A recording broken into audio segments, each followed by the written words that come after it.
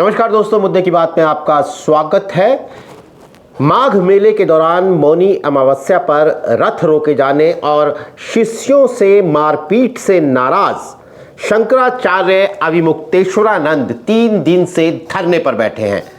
उस घटना से जुड़े तमाम वीडियो सोशल मीडिया पर खूब जमकर वायरल हुए, लेकिन ये मामला सुलझने के बजाय और उलझता गया। वो इसलिए कि प्रयागराज के माघ मेला प्रशासन ने उनसे यानी शंकराचार्य अविमुक्तेश्वरानंद से शंकराचार्य होने का ही सबूत मांग लिया नोटिस देकर। तो शंकराचार्य अविमुक्तेश्वरानंद ने भी डिफेंसिव होने के बजाय पलटवार किया, प्रेस कॉन्फ्रेंस कर डाली, निशाने पर लिया प्रशासन को, सरकार को, और यहां तक कह दिया कि शंकराचार्य कौन होगा ये शंकराचार्य ही तय कर सकते हैं, ये अधिकार राष्ट्रपति को भी नहीं है। कुल मिलाकर मामला जो है वो अब तक फंसा हुआ है।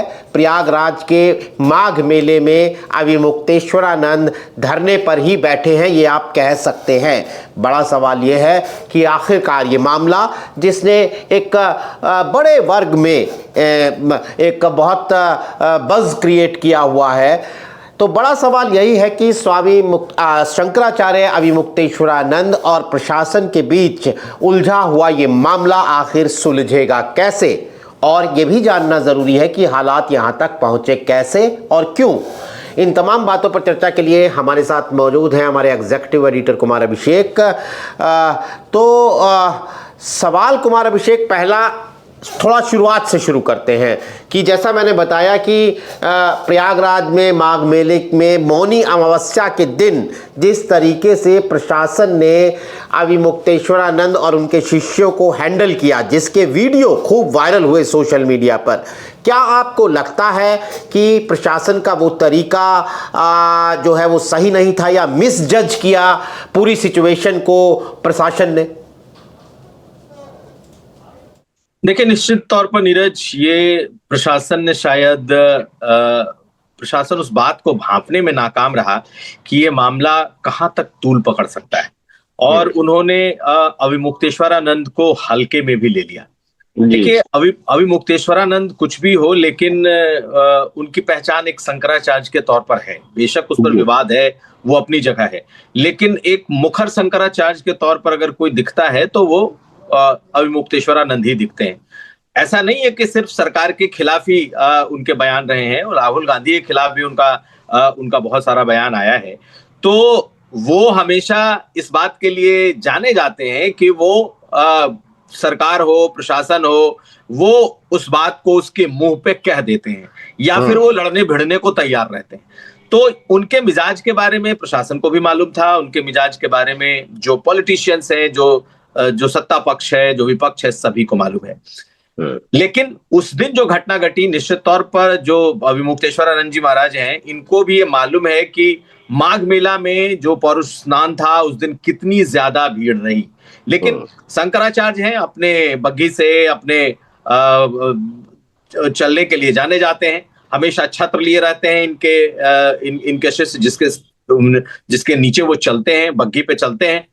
तो शंकराचार्य ने वही तरीका अपनाया, और जब उन्होंने वही तरीका अपनाया, शायद उन्हें इस बात का अंदेशा था कि प्रशासन उन्हें रोक सकता है, क्योंकि उनके शिष्य भी इस बात को जानते थे कि जिस पॉन्टून पुल से उनको गुजरना है वहां पर बड़ी तादाद में पुलिस की मौजूदगी है, और किसी भी दूसरे संत को किसी भी गाड़ी से जाने नहीं दिया जा रहा है।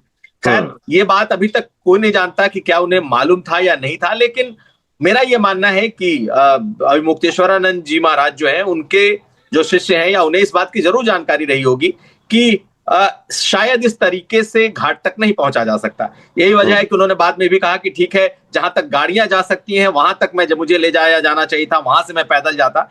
तो खैर, ये अलग बात है, लेकिन मिसजज किया है प्रशासन ने, ये बात तो सही है, लेकिन मिसजज करने के साथ साथ प्रशासन इस तरीके से खुद ब खुद फैसला लेकर उनके रथ को या उनके बग्घी को ठेल करके वापस ला के रखेगा, ये प्रशासन के अकेले बूते का काम नहीं है।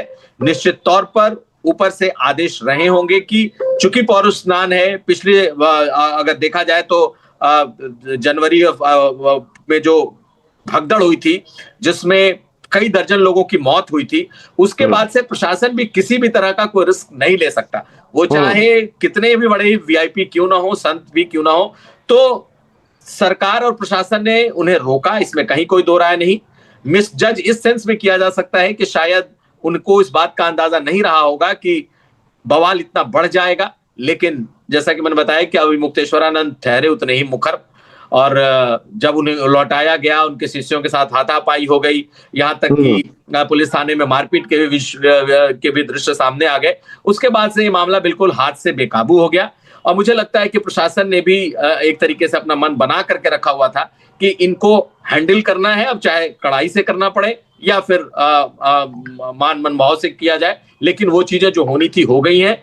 अब ये मामला आउट ऑफ हैंड है अभी तक, अब देखना है कि आगे ये इसको किस तरीके से संभालने की कोशिश होती है। जो कुमार अभिषेक कह रहे हैं कि प्रशासन ने भी तय कर लिया कि इसको इन्हें हैंडल करना है, तो वो बात ये थी कि धरने पर बैठने के बाद एक नोटिस दे दिया प्रशासन ने। दरअसल ज्योतिष पीठ के शंकराचार्य हैं अविमुक्तेश्वरानंद, और इस पदवी को लेकर अविमुक्तेश्वरानंद और वासुदेवानंद के बीच में विवाद चल रहा है, मामला कोर्ट में है।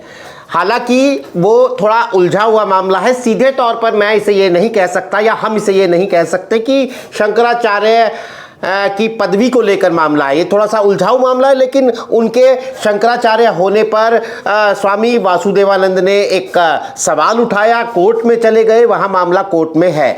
इसी बात को लेकर, इसी को आधार बनाकर प्रशासन ने एक नोटिस दे दिया अविमुक्तेश्वरानंद को कि भाई आप ये बताइए कि आप शंकराचार्य हैं भी या नहीं हैं। तो ये नोटिस जो कुमार अभिषेक आपने कहा कि ये तो एसडीएम लेवल का अधिकारी, एक शंकराचार्य जिनकी बहुत बड़ी पदवी मानी जाती है हिंदू धर्म के अंदर, उनके सामने ये नोटिस लेके पहुंच जाए, ये इतना आसान तो नहीं है। दरअसल बिल्कुल नोटिस तो कानून गो लेके गया था, लेकिन जो लागू हुआ प्रशासन की तरफ से, जी, वो चाहे प्रशासन है चाहे कानूनगो ने ले जाकर के चिपकाया हो, लेकिन इसके आदेश न तो मेला प्रशासन के स्तर से आ सकते हैं, ना ही कानूनगो अपने स्तर से कर सकता है। ये निश्चित तौर पर शीर्ष स्तर से कहीं ना कहीं ये बातें गई होंगी कि भाई इतना बड़ा बवाल होने के बाद जब इनसे विवाद जुड़ा हुआ है, और ये बात फैक्ट है नीरज की इनके शंकराचार्य होने को लेकर मामला आज भी पूरी तरीके से साफ नहीं है, वो विवादित है। और सिर्फ इनको लेकर नहीं, ये जो पीठ है ज्योतिर्पीठ, इस पर तो तकरीबन 200 साल से ज्यादा का विवाद है। अगर आप इतिहास देखेंगे तो 1941 से 168 साल अगर पीछे चले जाए ना, हम कह रहे हैं कि जब देश आजाद नहीं हुआ था, 1941 की बात कह रहे हैं, उस समय से 168 साल पहले तक इस पीठ पर विवाद की वजह से कोई था ही नहीं। 168 साल तक ये पीठ पूरी तरीके से खाली था। जब 1941 में इस पर नए महंत आए, नए पीठाधीश्वर आए, उसके बाद भी ये लगातार विवादों में रहा है। और जिस वासुदेवानंद सरस्वती की बात की जा रही है, उनकी तो मूल लड़ाई इनके गुरु स्वामी स्वरूपानंद सरस्वती से, और उनको भी उन्होंने शंकराचार्य मानने से इनकार किया था। अब जब स्वामी अविमुक्तेश्वरानंद की बात आई तो इनके खिलाफ तो सीधे सीधे ये मामला अदालत में चला गया। हालांकि इनकी तरफ से कहना था कि सुप्रीम कोर्ट ने सिर्फ हमारे जो सेरेमनी है, जो डेट तय हुई थी, उसको रोका गया था, और हम पहले ही शंकराचार्य घोषित किए जा चुके थे उनकी वसीयत के मुताबिक। लेकिन एक बात फैक्ट है कि ये मामला आज भी उलझा हुआ है, अभी भी ये मामला सुप्रीम कोर्ट में है, इस मामले का निपटारा नहीं हुआ है। तो सरकार ने उसी को आधार बनाया है कि भाई आप इस बात को प्रूफ करें कि आप शंकराचार्य हैं, तब हम आपको शंकराचार्य वाली सुविधाएं देंगे, या फिर आप खुद को शंकराचार्य लिख सकते हैं। तो ये एक तरीके से कह सकते हैं कि जिसे कहते हैं ना एकदम आमने सामने की सिचुएशन हो जाना। सरकार या प्रशासन बनाम अविमुक्तेश्वरानंद, ये इस वक्त इस माघ मेले में तो हो गया।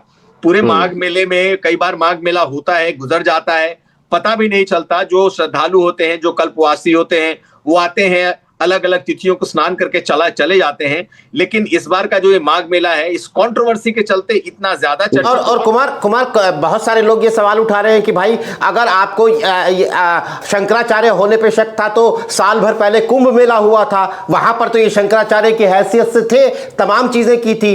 अंबानी परिवार की शादी के अंदर शंकराचार्य अभिमुक्तेश्वरानंद से आशीर्वाद लेते हुए प्रधानमंत्री नरेंद्र मोदी की तस्वीरें हैं, वहां पर किसी ने इनके शंकराचार्य होने पर सवाल उठाया। मतलब ये तमाम बातें लोग पूछ रहे हैं, सोशल मीडिया पर तस्वीरें डाल रहे हैं। तो ये प्रशासन एक तरीके से प्रशासन को कटघरे में खड़ा करती है, या फिर वो बात जो आप कह रहे हैं कि भाई तय कर लिया है कि अब तो हम आपके साथ पंजा लड़ाएंगे? नहीं, देखिए, किसी कार्यक्रम में किसी महंत के, किसी पीठाधीश्वर के पांव छूना एक अलग बात है। नहीं, कुंभ में भी थे और तमाम प्रशासन उस वक्त स्वागत करता हुआ नजर आ रहा था। हाँ, निश्चित तौर पर कुंभ में तो तमाम साधु संत, सभी बड़े बड़े संत महंत पीठाधीश्वर आए थे, ये भी थे। और इनके शंकराचार्य होने को लेकर के इस तरीके से खुलेआम सवाल सरकार भी कभी नहीं उठाती थी, और ना ही सरकार ने कोई सीधा इनको ये कभी नोटिस दिया था कि आप अपने को शंकराचार्य होने को का दावा बताएं कि आप किस आधार पर है। सरकार का इससे कोई लेना देना नहीं था। ये एक कह सकते हैं कानूनी लड़ाई थी, जिसे कि जो कि चल रही थी, अभी भी चल रही है। लेकिन सरकार अब इसमें एक तरीके से पार्टी बन गई है, क्योंकि अभी तक सरकार इनके शंकराचार्य होने पर या प्रशासन ने न तो कभी कोई सवाल पूछा, न इस बारे में कभी कोई बात की। ये चूंकि ज्योतिर्पीठ के शंकराचार्य इन्होंने डिक्लेयर किया, या फिर इनको आधी अधूरी ही सही इनको मान्यता है, तो सरकार भी उस चीज को मानती थी।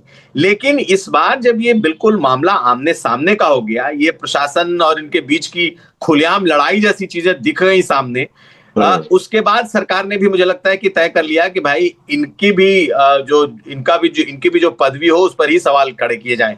और मुझे कहने में ये कोई गुरेज नहीं है कि इस बार ये आमने सामने की लड़ाई, मुझे लगता है कि ठीक ठाक स्थिति में आ गई है। अब आर पार वाला सिचुएशन है। सरकार कितना ठहर पाएगी ये मुझे नहीं मालूम, लेकिन शंकराचार्य तो अभिमुक्तेश्वरानंद तो अड़े हुए हैं कि वो तब तक नहीं यहां से हटेंगे जब तक उनकी बात मानी नहीं जाती, जब तक प्रशासन आकर उनसे माफी नहीं मांगता। अब देखना है कि कौन झुकता है। अभिमुक्तेश्वरानंद भी झुकने वाले आदमी नहीं है। और अगर उत्तर प्रदेश सरकार की बात की जाए तो मुख्यमंत्री योगी आदित्यनाथ है, खुद एक पीठाधीश्वर हैं और खुद अपने उस रुख के लिए जाने जाते हैं कि वो झुकने वाले इंसान नहीं है। तो अब देखना है कि क्या सरकार और प्रशासन किसी स्तर पर जाकर के उनके सामने झुकता है, या फिर ये लड़ाई आगे बढ़ जाती है। इस बीच अखिलेश यादव को हमने देखा कि अखिलेश यादव बड़े सक्रिय हैं, सोशल मीडिया पर पोस्ट लिख दे रहे हैं, फोन पर शंकराचार्य अभिमुक्तेश्वरानंद से उनकी बातचीत का वीडियो सोशल मीडिया पर है। चर्चा है कि आप अपना प्रतिनिधिमंडल भेजेंगे। क्या इसमें आपको दिखता है कि इसमें ये एक मामला राजनीतिक रंग भी ले रहा है? अखिलेश यादव राजनीतिक रूप से इसका फायदा उठाना चाहते हैं, बीजेपी को राजनीतिक रूप से इसका नुकसान हो सकता है? देखिए, एक बात तो है कि अगर शंकराचार्य अभिमुक्तेश्वरानंद अगर इसी तरह अड़े रहे तो बीजेपी के भीतर, या फिर जो एक पूरा एक जिसको कहते हैं हिंदू इकोसिस्टम, उसके भीतर इनके भी समर्थक बड़ी मात्रा में है। बेशक वो बीजेपी के वोटर हैं, लेकिन बीजेपी का एक बहुत बड़ा जो हिंदुत्व को मानता है, वो इनको भी मानता है। इनके मुद्दों पर भी वो बहुत हद तक साथ दिखाई देता है, खासकर जो इनके राष्ट्रव्यापी मुद्दे हैं, गौ माता की रक्षा करना, जिनको ये कहते हैं कि गाय को राष्ट्रीय पशु घोषित किया जाए, पूरे देश में उसको प्रतिबंधित किया जाए, गोमांस को या फिर गोवध को प्रतिबंधित किया जाए। ये इनका अपना एक ध्येय है, इनका इसे लेकर के ये निकले हैं। तो एक बहुत बड़े इकोसिस्टम में जो बीजेपी का माना जाता है, हिंदुत्व का, सैफरन का, उसमें इनका भी समर्थन है। और अगर ये अंदर रहते हुए अगर ये लगातार विद्रोह करते रहते हैं तो ये अखिलेश यादव को सियासी रूप से सूट भी करता है। देखिए, अखिलेश यादव भी पुराने वाले अखिलेश यादव नहीं है। आप अगर उनको देखें तो केदारेश्वर का मंदिर वो बनवा रहे हैं, जिसको लगातार इसके वीडियोस वो पोस्ट कर रहे हैं। वो भी थोड़े बहुत जिसे कहते हैं कि अपना एक सॉफ्ट हिंदुत्व की जो बात है उसकी तरफ खुल के नहीं बोलते, लेकिन वो दिखाते हैं कि भाई वो हिंदुओं के साथ भी खड़े हैं। अगर वो प्रतिनिधिमंडल इनके पास भेजते हैं, इनका अपना जो एक जिस मोटो को लेकर के ये चल रहे हैं, देश भर में गोहत्या पर प्रतिबंध और गाय को राष्ट्रीय पशु की मान्यता देना, इस बारे में अगर ये कहे अखिलेश यादव से कि आप हमारी मुद्दों पर आइए, हालांकि कितना आएंगे ये अलग बात है, लेकिन कहीं ना कहीं जिसे कहते हैं ना मतलब टर्बुलेंट वाटर के में जो जिसे कहते हैं फिशिंग करना, वो अखिलेश यादव को इस वक्त मुझे लगता है कि एक मौका दिखाई दे रहा है। वो इस वक्त इस मुद्दे पर, हालांकि याद करिए कि अखिलेश यादव के जमाने में भी इन पर लाठी चली थी वाराणसी में, लेकिन अब वो बातें खत्म हो गई। इनका कहना है कि अखिलेश यादव ने आकर के खुद हरिद्वार में माफी भी मांग ली थी।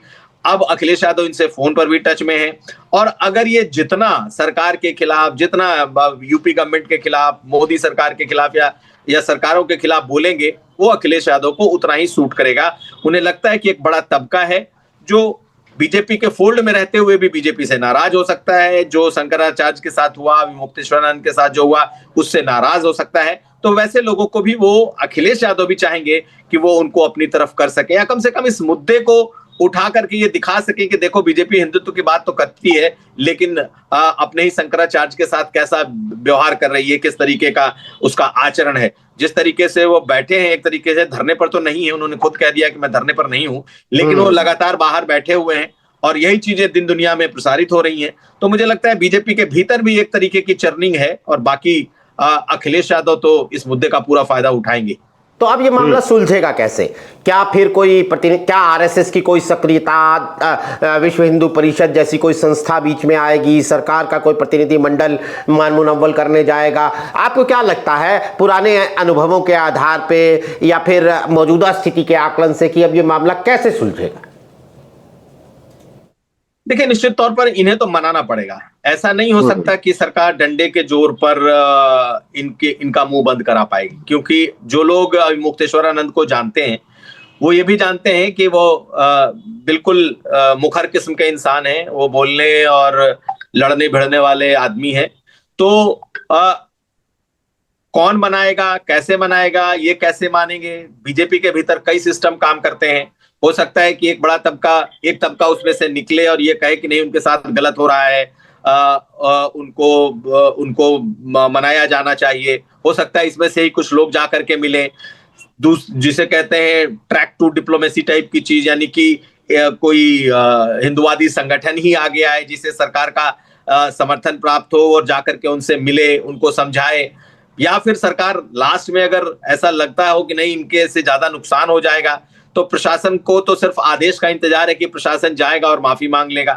तो कुछ भी चीजें संभव है, लेकिन ये टकराव मैं इस स्तर पर देख रहा हूं कि चूंकि जहां ये बैठे हैं, और माघ मेला, कुंभ मेला, या फिर जो जितने बड़े आपको धार्मिक स्थान है, इस जगह पर कुछ भी चीजें होती हैं तो मुख्यमंत्री योगी आदित्यनाथ की उस पर पैनी नजर होती है। इसलिए माघ मेला में जो कुछ हो रहा है तो आप मान लें कि मुख्यमंत्री उस पर बहुत कड़ी और पैनी नजर उन्होंने बना करके रखी हुई है। तो मुख्यमंत्री के तरफ से अगर इशारा होगा तो कोई भी आएगा, अधिकारी जाकर के अपनी माफी मांगेगा, मामला खत्म होगा। लेकिन इतनी आसानी से मुख्यमंत्री योगी आदित्यनाथ इस जाके माफी मांगने देंगे प्रशासन को, यह भी नहीं लगता। मुझे लगता है कोई दूसरा ही तरीका निकलेगा, समझाने बुझाने की बात जरूर होगी, क्योंकि ये भी नहीं चाहेंगे कि ये लंबा सियासी मामला खिंच जाए और उनको पहले से ही एक कांग्रेसी शंकराचार्य का तमगा इनके ऊपर चिपकाया जाता रहा है कि ये तो कांग्रेसी हैं। अब कहीं ऐसा ना हो कि इनको समाजवादी पार्टी का भी तमगा इनके ऊपर चिपका दिया जाए कि ये समाजवादी हैं, तो इससे इनका भी नुकसान होगा। मुझे लग रहा है कि ये दोनों बातें इस वक्त हैं, और कौन इसमें पहल करेगा, क्या संघ की तरफ से भी कोई? देखिए, संघ नेचुरल है, इस तरीके के टकराव को पसंद नहीं करता है। आरएसएस के भीतर कहीं ना कहीं ये चर्चा जरूर होगी कि ये टकराव नहीं होना चाहिए था, ये टकराव किसी सूरत में और आगे ना बढ़े, इसका भी उनके भीतर ये संज्ञान होगा। विश्व हिंदू परिषद इन सब मामलों में आप देखते हैं कि हमेशा आगे आता है अपने अलग अलग आनुषंगिक संगठनों के द्वारा। तो हो सकता है कि इस मामले में कोई रास्ता निकालने की कोशिश हो रही हो, जिसकी जानकारी कम से कम अभी मेरे पास नहीं है। लेकिन 1 तारीख का इन्होंने वक्त दिया है कि 1 तारीख को ये वापस लौटेंगे स्नान के बाद। तो हो सकता है कि अभी आने वाले 2-3 दिनों में इस मुद्दे को जल्द से जल्द खत्म करने, और खासकर जो 23 तारीख को जो स्नान है, सबसे बड़ा स्नान एक वो भी है, तो उसके पहले हो सकता है कि इसको खत्म करने की कोशिश हो। तो काफी मामला जो है माघ मेले में उलझा हुआ है फिलहाल। अभी जैसा कुमार अभिषेक ने कहा कि अभी परिस्थितियां ज्यों की त्यों हैं, लेकिन इस मामले को सुलझाने के लिए तमाम वो तरीके अपनाए जा सकते हैं जो भी मुमकिन हैं। लेकिन बहुत इंटरेस्टिंग है, देखना होगा हमें कि क्या प्रशासन की तरफ से कोई पहल होती है, सरकार की तरफ से कोई पहल होती है, या फिर अविमुक्तेश्वरानंद और उनके शिष्यों की तरफ से कोई पहल होती है। हमारी नज़र इस पर बनी रहेगी। हमारे साथ कार्यक्रम में शिरकत करने के लिए कुमार अभिषेक आपका बहुत बहुत शुक्रिया। तमाम दर्शकों का भी आभार। आज के लिए नमस्कार।